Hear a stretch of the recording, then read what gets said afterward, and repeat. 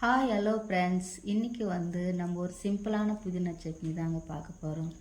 அதுக்கு தேவையான பொருள் என்னன்னா 2 சைஸு தக்காளி, மீடியம் சைஸு வெங்காயம், ஒரு 2 வெங்காயம் கட் பண்ணி வச்சுக்கலாம். பக்கத்தில் இட்லி கொண்டாந்து தண்ணி ஊற்றி வச்சிடலாம். இட்லி வேணும்ல சட்னிக்கு. இந்த சட்னி செஞ்சால் நிறையா இட்லி செய்யுங்க.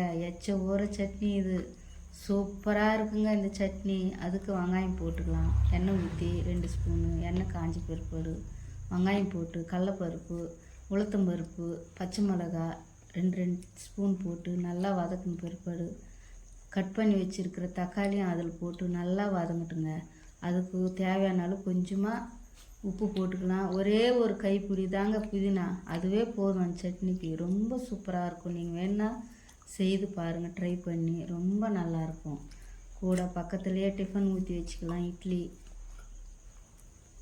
இட்லி ஊற்றி இட்லி தண்ணி நல்லா கொதிச்சு பிற்பாடு இட்லி ஊற்றி மூடி போட்டுடலாம்.